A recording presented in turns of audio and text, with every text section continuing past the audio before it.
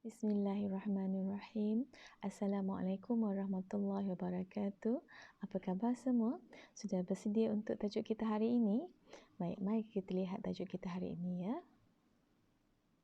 Okey, tajuk kita hari ini ialah memerhati. Apa dia memerhati? Memerhati ialah kemahiran menggunakan semua deria untuk mengumpul maklumat tentang sesuatu objek dan fenomena. Okey, cikgu gariskan di sini semua deria. Okey, untuk mengumpul maklumat. Okey, untuk mengumpul maklumat. Okey, apa dia? Apa deria yang kita gunakan? Okey, kita akan menggunakan semua deria. Deria yang pertama ialah deria melihat. Okey, organ yang kita gunakan adalah mata. Kita melihat warna, saiz ataupun bentuk. Okey, apakah deria yang kedua? Ya, deria kedua adalah deria menghidu.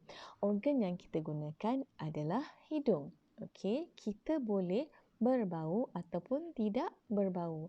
Contohnya, kita bau minyak wangi. Okey, ataupun kita bau sampah. Kan? Maksudnya ada bau wangi, ada bau yang busuk. Ataupun tidak berbau langsung. Okey. Yang ketiga ialah deria merasa. Organ yang kita gunakan adalah lidah.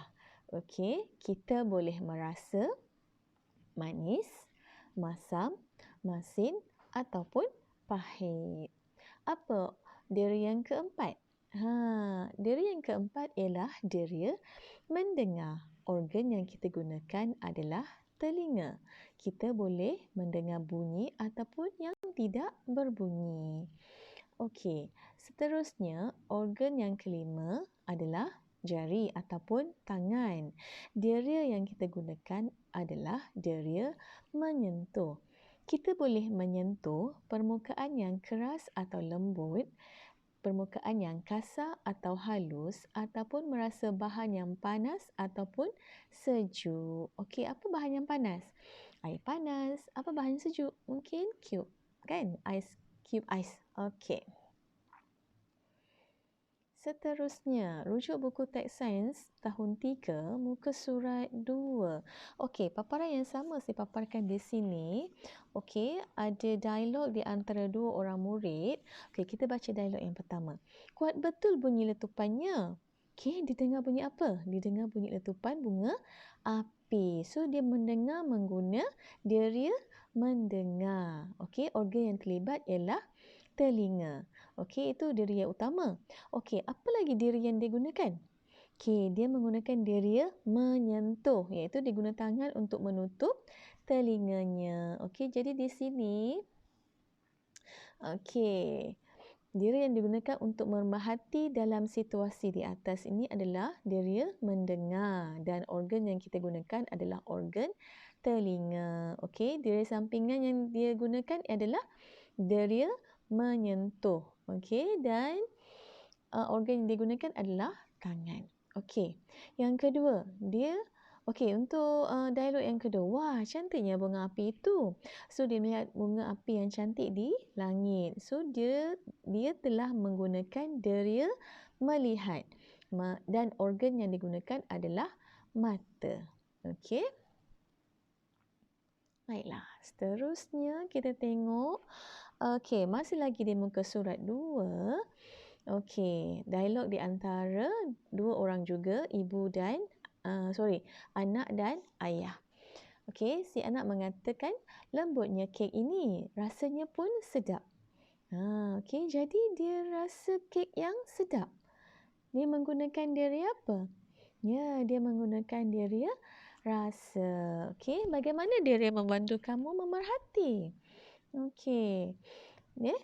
Si anak menggunakan deria rasa. Okey, selain deria rasa, deria apa yang terlibat? Ya, dia menggunakan deria menyentuh.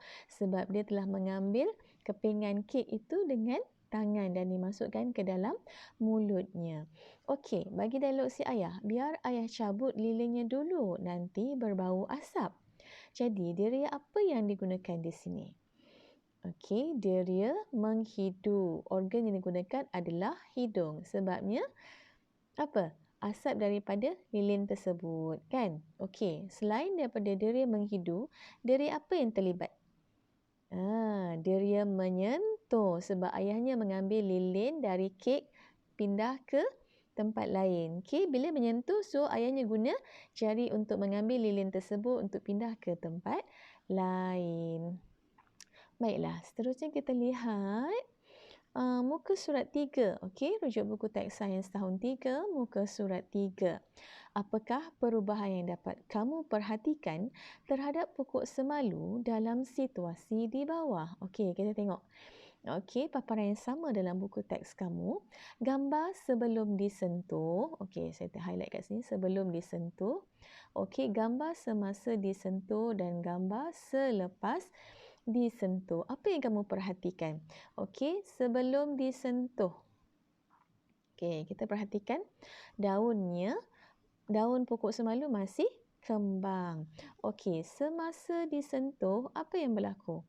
Okey, dia menyentuh menggunakan jari. So, dia menggunakan deria sentuhan ataupun deria menyentuh. Okey, dia menggunakan jari.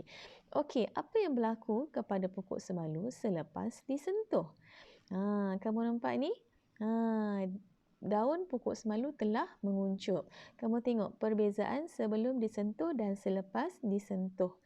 Okay, sebelum disentuh daunnya masih kembang, tetapi selepas disentuh daunnya telah menguncup. Okay, so deria utama yang terlibat ialah deria menyentuh.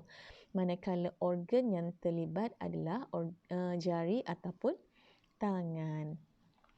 Okey, deria lain yang terlibat ialah deria melihat. Organ yang terlibat ialah mata sebab kamu melihat perubahan daun pokok semalu sebelum dan selepas. Okey, kita nampak perubahannya di situ. Okey, sekian saja untuk topik memerhati. Bye, Assalamualaikum.